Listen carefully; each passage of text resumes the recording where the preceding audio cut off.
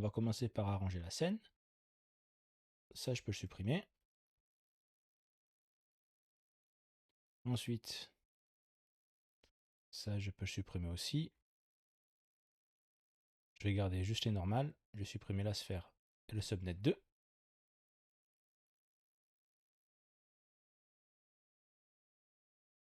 J'ai le Tommy, je vais le décaler là.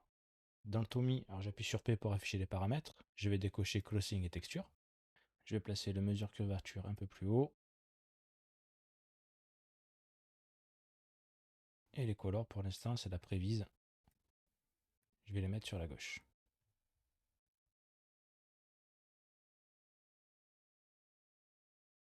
Ici, je peux couper le lien de la box. Je reste appuyé sur Y.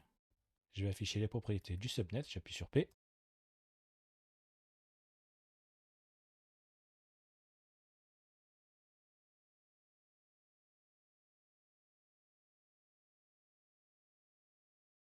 Et je vais afficher le merge. Dans le subnet, je vais checker ici Convexity, je vais plutôt faire Concavity. Je remonte. On va pouvoir commencer à poser nos gros rochers. Alors dans le mesure curvature, ici, j'ai le Convexity, c'est le Concavity, celui-là, on va pouvoir ajuster. Alors c'est un peu lent si on est directement sur la géo. Je vais juste afficher notre preview, ici Convexity, et nous c'est, pardon, Concavity, voilà, Concavity. On va pouvoir gérer ici plus rapidement, ce sera plus optimisé. Hein, ici j'affiche le merge. Ici j'ai la géométrie qui est copiée que sur les points qui sont blancs. Alors si j'affiche Concavity, là, on voit ici cette zone-là qui n'est pas masquée. Lorsque j'affiche la géométrie qui est copiée, elle est copiée ici. Alors les objets ont pris la couleur, alors je vais supprimer la couleur de la box. Ici je vais mettre un Node Color. On va le passer en blanc.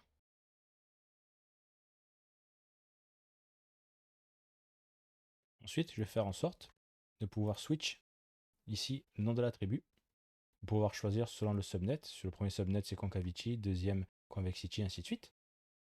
Alors ici, je sélectionne le subnet, la roue crantée, Edit Parameter Interface.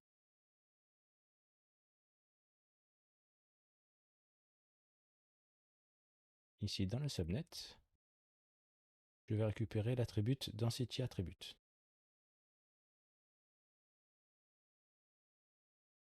Je vais faire Apply, Accept.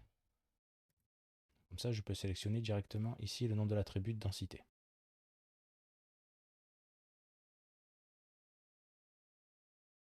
Je vais le mettre sur Convexity. Et ici, Convexity, donc ma prévise de Convexity, elle est ici. Je sélectionne la mesure curvature et je vais la modifier. Convexity, on va pouvoir bouger ses curseurs. Alors on va vraiment les mettre que quelques-uns, pas au centre, pas dans les creux, mais vraiment dans les bosses, dans les convexes, dans les zones convexes.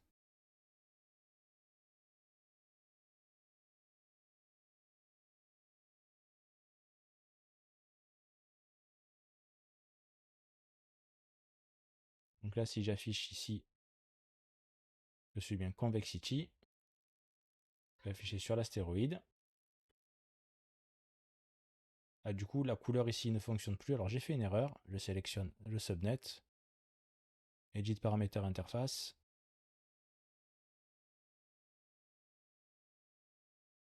Et en fait, la couleur,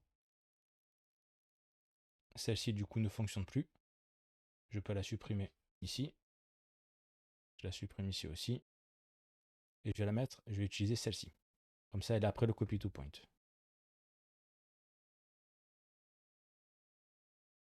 Là, il accepte. Et je vais la passer, je vais la laisser en rouge.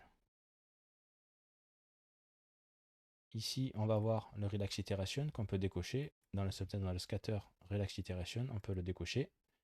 C'est moins homogène. Comme ça, la distribution est moins homogène. Le Global Sheet, on l'a déjà récupéré. Ensuite, on va ajouter encore un paramètre. Donc, Edit Parameter Interface. Ici, je vais ajouter un attribut randomize. Je vais le nommer rand_scale. Et c'est l'attribut pscale. Je lui donne une valeur minimum de 0.5 et maximum de 1. Ensuite, je récupère le min value, je le drag and drop ici.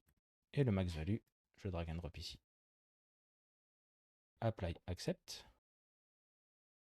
Et ici, on aura nos variations qui seront entre 0.5 et 1. Je peux ici faire un test rapide, je vais mettre 5. Oui, ça fait beaucoup. On passe à 1. Si je fais 0.1,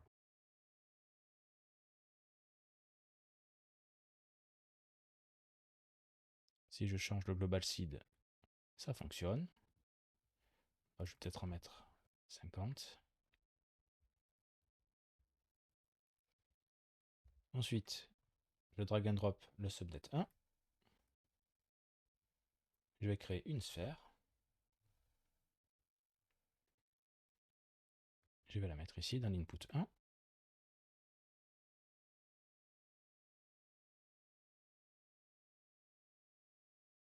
Je vais sauvegarder Save Node Type.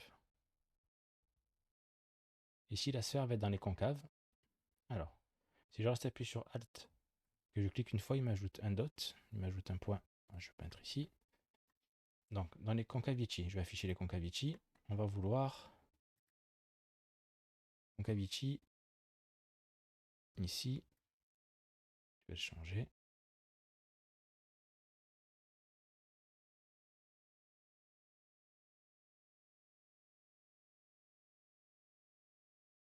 Ça va être vraiment dans les trous.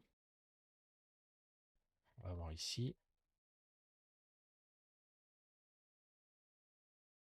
Alors, le max résolution, ici 10. On peut l'augmenter à 100. On va avoir plus de détails. Là, on va avoir beaucoup plus de détails. Là, je l'ai passé à 100. Par contre, attention, ça a changé aussi l'autre couleur, la convexity. Donc là, du coup, je vais en avoir vraiment sur les bords. Si j'affiche ici, j'ai toujours mes rochers. Maintenant, je vais faire les petits. Alors pareil, je drag and drop. Je vais recréer une sphère. Connecter celle-ci.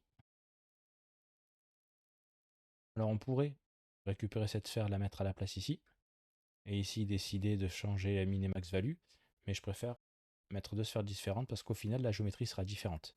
Ce sera vraiment deux géométries différentes entre les moyens et les petits détails. Les moyens petits cailloux. Je le mets ici. Je reste appuyé sur Alt, je clique une fois.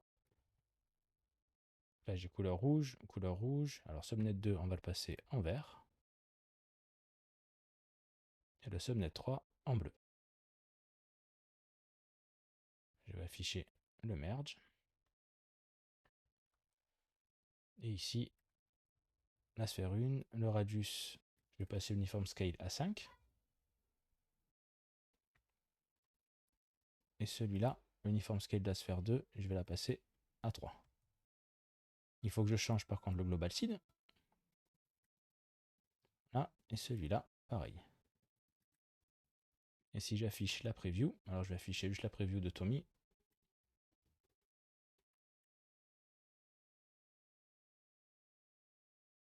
Pour voir si notre échelle de grandeur fonctionne. J'ai un Tommy ici. Ça va être pas trop mal.